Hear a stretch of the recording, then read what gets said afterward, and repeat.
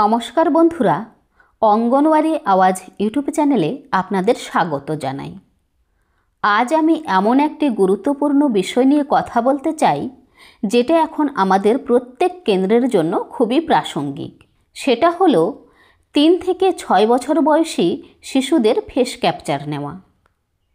আমাদের প্রশ্ন হলো, আগেই তো আমরা বাবা মায়ের ফেস ক্যাপচার এবং ইকেওয়াইসি সম্পন্ন করেছি, তাহলে আবার বাচ্চাদের মুখের ছবি কেন নেওয়া হচ্ছে? চলুন সহজভাবে বুঝে নিই। আগে প্রতিটি শিশুর গার্জিয়ানের অর্থাৎ মা বাবার ইকেওয়াইসি এবং ফেস ক্যাপচার সম্পন্ন করা হয়েছে। এর মাধ্যমে সরকার নিশ্চিত হয়েছে যে শিশুটি কোনো ডুপ্লিকেট নয়, প্রকৃত পরিবারভুক্ত। কিন্তু এখন সরকার নতুন নির্দেশ দিয়েছে যে 3 থেকে 6 বছর বয়সী প্রতিটি শিশুর নিজস্ব ফেস ক্যাপচার নেওয়া বাধ্যতামূলক। এর কারণ 3টি। প্রথমত, শিশুর নিজস্ব পরিচয় তৈরি করা।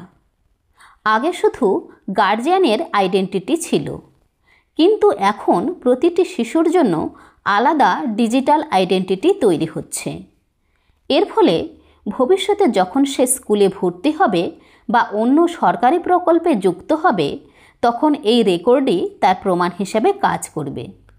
দ্বিতীয়ত, অ্যাটেন্ডেন্স যাচাই আরও নির্ভুল করা। এখন আমরা প্রতিদিন গ্রুপ ফটো দিয়ে থাকি, সেটি শুধু উপস্থিতির প্রমাণ হিসাবে থাকে।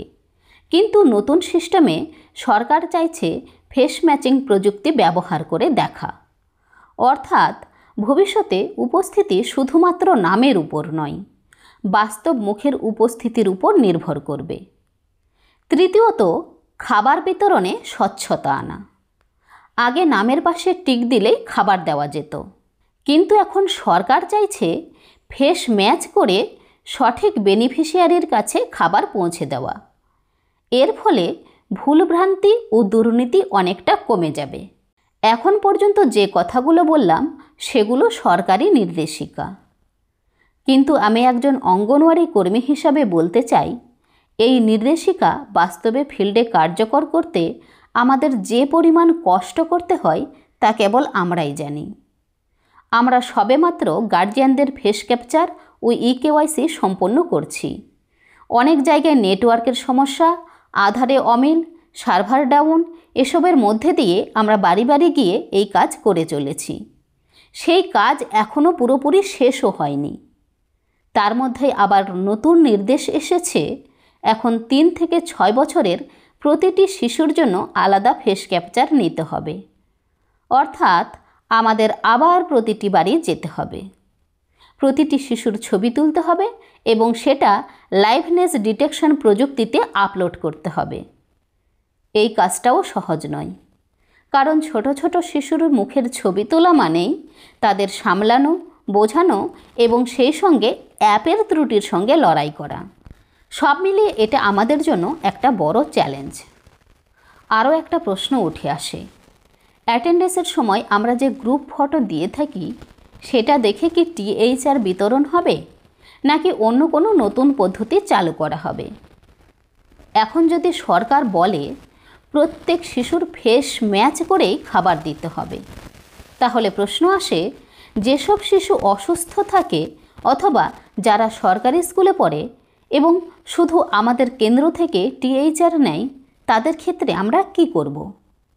অনেক সময় মায়েরা এসেই তাদের সন্তানের খাবার নিয়ে যান, তাহলে কি আমরা সেই মায়েদের ফিরিয়ে দেব?